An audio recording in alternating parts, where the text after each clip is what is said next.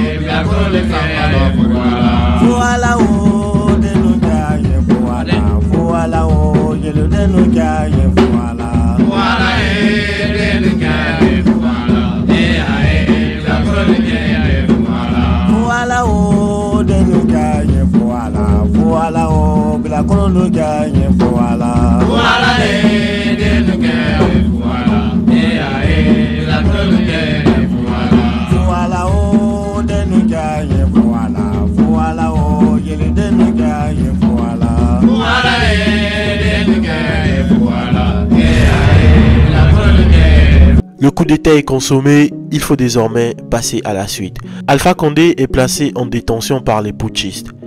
Sa chute brutale marque la fin d'une ère pour un homme qui en 2010 incarnait l'espoir du changement et la promesse d'une gouvernance démocratique en Guinée. Malheureusement pour lui, son insistance à faire ce troisième mandat controversé et sa gestion de plus en plus autoritaire auront fini par provoquer sa chute. Le désormais ancien président est maintenu en résidence surveillée pendant quelques jours et est privé de sa liberté. Il sera finalement libéré en novembre sous les pressions de la CEDEAO et envoyé auprès de sa femme dans un quartier résidentiel de la ville. Son état de santé nécessite des soins car l'ancien président, qui a bientôt 84 ans, fait face à des petits bobos de santé liés à son âge. Il faut donc l'évacuer à l'étranger pour qu'il se fasse soigner correctement. Mais la junte au pouvoir est réticente car elle veut l'avoir sous la main au moment de le présenter à un tribunal. Plusieurs pays se portent alors volontaires pour l'accueillir et garantir son retour au pays après ses traitements. Il y a le Qatar et surtout la Turquie de Recep Tayyip Erdogan, grand ami d'Alpha Condé. Ces deux pays garantissent à la junte qu'ils renverront Alpha Condé en Guinée une fois son traitement achevé, mais la junte hésite. Il faut donc continuer à négocier. Ça va prendre des semaines et la CEDEAO continuera de faire pression sur les putschistes afin qu'ils permettent à Alpha Condé d'aller se faire soigner. Il faut dire que la CEDEAO maintient la Guinée suspendue de ses instances et que les membres de la junte ainsi que leurs familles sont placés sous des sanctions individuelles, gel des avoirs financiers et interdiction de voyager. Ça prend du temps, mais Condé finalement obtient l'autorisation en janvier 2022 du colonel Mamadi Doumbouya d'aller se faire soigner. Mais ça ne sera ni au Qatar, ni en Turquie. Ça sera plutôt aux Émirats Arabes Unis qu'il recevra ses traitements médicaux. La junte a choisi les Émirats Arabes Unis car elle considère que les autorités du pays n'ont aucun intérêt à accorder l'exil à Alpha Condé contre la volonté du nouveau pouvoir guinéen car les Émiratis détiennent plusieurs intérêts économiques en Guinée et ne voudraient surtout pas se brouiller avec leurs homologues guinéens à cause d'un seul homme. Le groupe Abu Dhabi Port assure par exemple la gestion du terminal des conteneurs de Kamsar, port minier situé à 250 km au nord de Conakry. Les deux pays ont également des accords portant sur le transport aérien, les mines et les infrastructures. Évidemment, mettre tous ces intérêts à risque juste à cause d'un seul homme n'aurait pas de sens. Et il y a aussi la jurisprudence Ibrahim Boubacar Keïta du Mali, qui lui aussi avait été autorisé à aller se soigner à Abu Dhabi et qui est ensuite rentré dans son pays sans rien essayer. Les Émiratis se sont donc engagés auprès de la junte à ce que Alpha Condé rentre au pays une fois ses traitements achevés. Alpha Condé sera donc accompagné par son médecin personnel, Dr Kaba, et surtout par 2 gardes du corps désignés par le nouveau pouvoir pour le surveiller et s'assurer qu'il sera bien de retour au pays après son traitement à Abu Dhabi. C'est ainsi que le 17 janvier 2022, Alpha Condé embarque aux alentours de 14 h dans un avion privé affrété par la junte à Conakry pour Abu Dhabi. Les militaires disent l'avoir laissé partir pour des raisons humanitaires, mais que ce séjour ne doit surtout pas dépasser 1 mois sauf avis médical. Alpha Condé se fait donc soigner, mais le temps passe, il ne rentre toujours pas. Le mois fixé par la junte s'écoule et toujours pas d'Alpha Condé à l'horizon. Parti depuis le 17 janvier, il faut finalement que le colonel Mamadi Doumbouya, qui en a marre d'attendre, donne l'ordre de le ramener en Guinée pour le contraindre à rentrer le 8 avril. Une fois rentré à Conakry, il paraît en bonne forme et c'est maintenant le moment pour lui de faire face à la justice de son pays. Il se retrouve désormais poursuivi par la justice avec 26 de ses anciens hauts cadres, parmi lesquels 11 de ses anciens ministres, dont son dernier premier ministre, Kassori Fofana.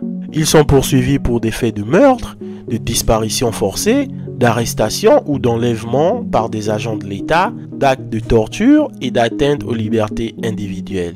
Des faits tous commis tout au long de ses mandats, sans oublier évidemment la répression violente des manifestations lors de la contestation contre son 3e mandat qui avait fait des dizaines de morts. Son premier ministre et quelques autres croupissent d'ailleurs en prison jusqu'au jour d'aujourd'hui. Le 21 mai 2022, après de nouvelles tractations souterraines, Alpha Condé est autorisé une fois de plus à aller se soigner, mais cette fois-ci en Turquie. Il repart donc à l'étranger et cette fois-ci, il ne sera pas accompagné ni de garde du corps, ni de médecin. La junte affirme une fois de plus qu'il est parti pour des raisons humanitaires. Sauf que contrairement à la première fois, il ne rentrera plus. Et cela malgré les multiples injonctions de Mamadi Doumbouya. Il est désormais protégé par son grand ami Recep Tayyip Erdogan qui s'était déjà manifesté pour l'accueillir à plusieurs reprises, une première fois lors de sa chute et une autre fois lorsqu'il s'est agi de l'évacuer à l'étranger. Il tient donc en Turquie un ami indéfectible en la personne de Recep Tayyip Erdogan qui a autorisé qu'un homme d'affaires turc lui mette à disposition une villa après un séjour de quelques semaines dans un luxueux hôtel de la ville, le Conrad Hilton d'Istanbul. Réalisant peu à peu que Alpha Condé n'est pas prêt de rentrer, Mamadi Doumbouya fait tout ce qu'il peut pour mettre la pression sur Erdogan afin qu'il le lui renvoie. Il fait même fermer les locaux d'une entreprise turque à Conakry et demande de faire passer le message au président turc qu'il faut renvoyer le soldat Alpha Condé au pays. Mais rien n'y fait, Erdogan ne forcera pas son ami à rentrer et faire face à la justice de son pays. Soit dit en passant, ayez des amis comme Recep Tayyip Erdogan dans vos vies. La junte, qui n'arrive pas à faire rentrer Alpha Condé au pays, se retrouve donc forcée d'accepter son exil turc et pose la condition qu'il se fasse très discret dans les médias et qu'il n'ose surtout pas parler de politique. Chose qu'Alpha Condé respecte jusqu'à ce que sa femme décède dans un hôpital américain à Paris des suites d'une longue maladie à l'âge de 63 ans. À ce moment, la junte fait un communiqué sur le décès de l'ancienne première dame et présente ses condoléances à la famille sans jamais mentionner le nom du mari endeuillé. Quand on connaît le tempérament d'Alpha Condé, on sait que ça, c'est le genre de choses qui va l'énerver. Et évidemment, ça suscite sa colère et celle de son entourage. Un de ses proches dit même que le président Alpha Condé est catégorique. Il ne veut voir aucun membre du putsch au chevet de sa famille. Il demande qu'ils gardent leur compassion pour eux car il n'en a pas besoin.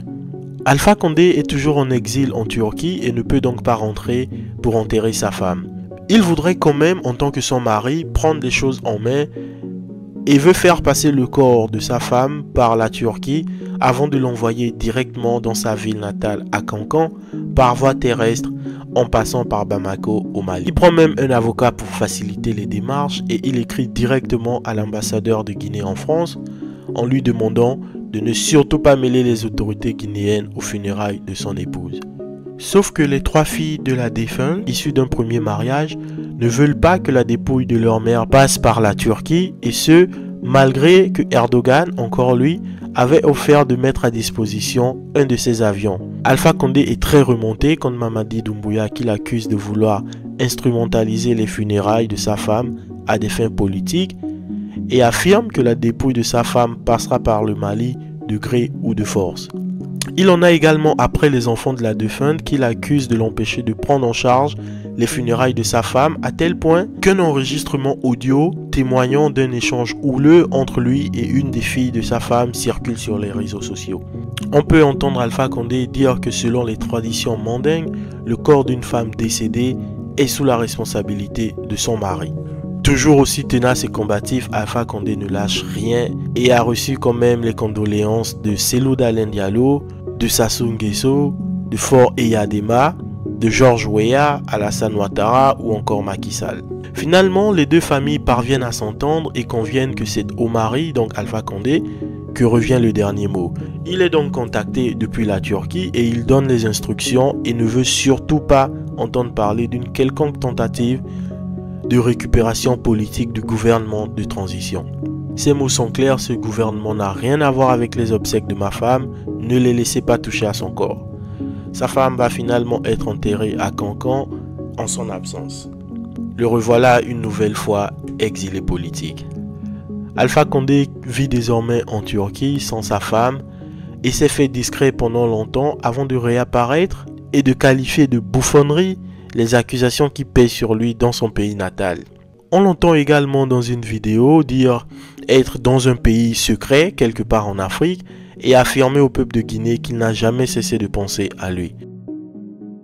Peuple de Guinée, je n'ai jamais cessé de penser à vous. Je m'adresse à toutes les Guinéennes et à tous les Guinéens. Ensemble, nous avons surmonté des épreuves très difficiles dans le passé. Nous avons ensemble réussi à faire avancer notre pays. Restons unis et solidaires. Ce qui nous permettra de bâtir un pays fort et un pays où nous pourrons vivre en paix avec prospérité. L'avenir et le progrès sont devant nous tous. Merci. Dans une autre apparition à Istanbul cette fois-ci, on le voit critiquer violemment le pouvoir en place qu'il dit être dans une dynamique de confiscation du pouvoir. Étrange quand on sait que lui aussi a tout fait pour confisquer ce même pouvoir quitte à tuer les Guinéens. On peut l'entendre se plaindre de 2 années rendues insupportables par le nouveau pouvoir dû à la confiscation des libertés, débuté le 5 septembre 2021 lors de son putsch et ayant atteint son paroxysme en 2023. Il appelle également l'armée à se soulever pour éjecter Mamadi Doumbouya, qu'il qualifie de narcotrafiquant, afin que lui, qui se considère toujours comme le président élu de la Guinée, puisse retrouver son fauteuil, ce qui, on le sait évidemment, ne risque pas d'arriver. Désormais bloqué loin de son pays, Alpha Condé publie des vidéos sur sa page Facebook où on peut le voir se promener dans les centres commerciaux d'Istanbul ou alors faire du sport pour garder la forme. Ainsi va désormais la vie de cet homme politique de Guinée, figure emblématique de l'opposition sous Sékou Touré et Lansana Conté, devenu président démocratiquement élu puis dictateur, renversé par son ancien protégé Mamadi Doumbouya, un homme qu'il avait lui-même fait colonel des GFS et contre qui il a désormais une rancune tenace. Rentrera-t-il un jour dans son pays natal? Bénéficiera-t-il un jour d'une amnistie qui pourrait lui permettre de rentrer, se recueillir sur la tombe de sa femme? Nul ne sait désormais de quoi sera fait l'avenir d'Alpha Condé, qui maintient toujours être le président élu de la Guinée-Conakry.